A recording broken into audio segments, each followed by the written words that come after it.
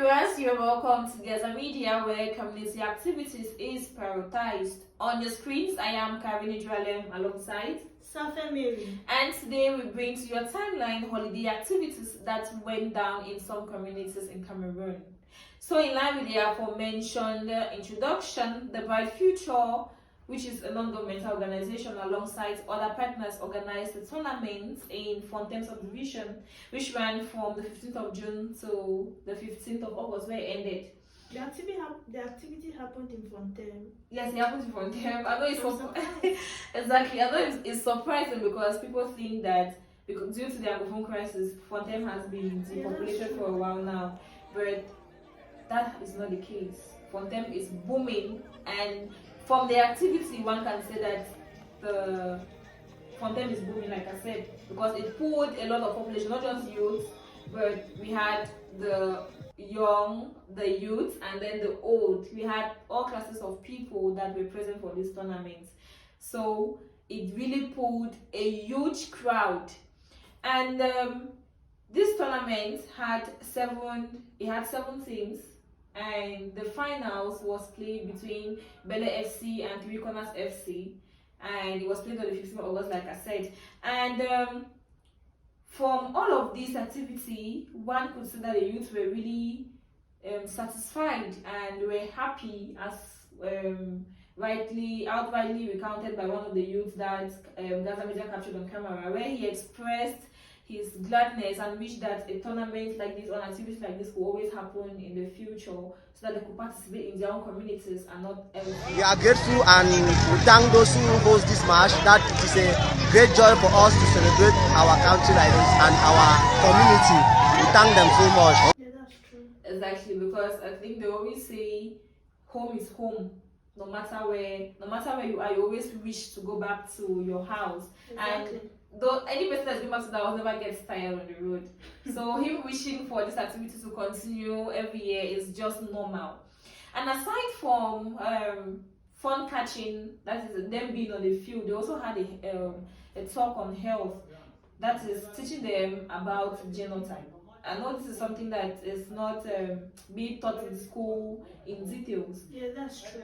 So so the medical personnel that were present at this tournament actually took out time to teach the youth on genotype, for them to know for how important it is for them to know their genotype and know the genotype of their spouses before getting into marriage, to avoid sickle cell children. I know of many people that have died because of this. Because of sickle cell, exactly. So this program or this activity it didn't go down the drain like that. They actually learned. And like I mentioned earlier, Bright Future had other partners, and Mitaku, that is Menji Cooperative Credit Union, was one of these partners. And their manager, Mr. Felix, actually said it's a way for them to give back to the community, because that's where their mother branch is. Like, they operated in Fontaine before they moved, later relocated to Chang because of the crisis.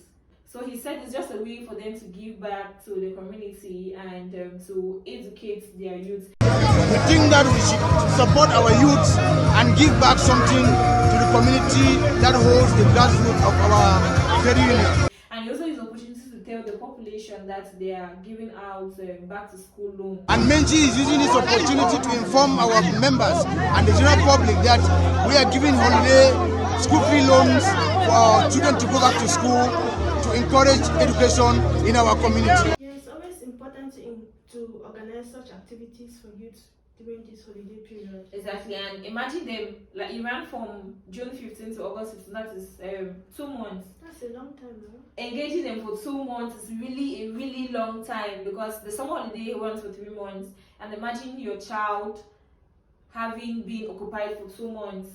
And some parents are surely very relieved. Yeah, they were. And it was not just because they always say learning without play makes Jack a dull boy. So I think the stress in school, they actually release all of that during this holiday period, coupled to the fact that football is it's a sport that brings people together. That's true. And since the football match was being played by only boys, they also engaged the girls to it for the marathon race that took place on the 14th. It was both for boys and girls, so the girls weren't left out. Viewers, away from Lady Alem, now we are back to another community, which is Sampit, where a similar activity like this took place at the St. Therese of the Child Jesus Parish. Like I said, it's located at Sampit, and Mary Safi happened to be a Christian at that parish. So, Mary, over to you. What? Yes, St. Therese of the Child Jesus Parish, Mekongi, is a parish under the Diocese of Boya, and it's located at Sampit. So this activity started on Monday, the 12th of August 2023, and ended on the 18th. That was this Sunday that just passed. And they called it the Youth Week for the youths in the parish. So during this week that just passed, they had activities like traditional dances, tug of war, fashion parade. You should have seen how these children were showcasing their talents. And it was really educating at the same time, because alongside the activities that had to do with dancing and all the rest, they only give them educative talks. That's nice. Yes, and these talks are going to go a long way with, especially as they're going back to school. And on Sunday during the mass, these youths were the one that led the liturgy. They sang throughout the mass and was praised by the priest and the Christians that were in church. Their parents were so proud of them, watching them sing and all the rest, and they only gave them thanks. I was able to meet with the youth chaplain of the parish, and he gave us the reason why he organized this youth week for the youths, which was to motivate them and draw them closer. Initially, my vision was to motivate the youth, draw them closer to the church, and make them see the importance of serving God in their youthfulness. And we equally met with one of these youths that participated in the program, and she said they were the overall best. And she said the program will help her to be bold and socialize with her friends when she returns to school. I'm going to use it to educate my other friends and classmates in school, to learn how to associate with other people, and to learn how to be bold, as we're told in the second talk.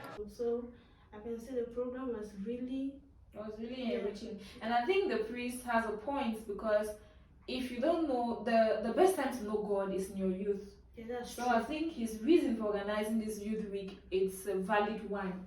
And from all what you have narrated, definitely the program was very enriching. It was. So viewers, indeed, from all what we have analyzed here, or from all what you have watched, what can be found is that this holiday was well spent by these youths. And not leaving out, the BLM youths had prizes also. Oh wow. So by the way, aside from them having fun, they had prizes at the end of the tournament. The Bright Future had an award of 500,000 francs that was being distributed to all participants. Wow. Imagine you participating in an event where you spend little or nothing, and And you're they give going you home money. with an award. This could go a long way to help these youths to get one or two for themselves, as school resumption is about the corner. That's true. So viewers, in order for you to get details on this tournament or how it went down in the Fontaine subdivision, you could always visit Gaza Media's YouTube channel to watch every detail of it. From the start, like we said, I have been Karen Njualem with Safi Mary. and today we were your hosts for this edition.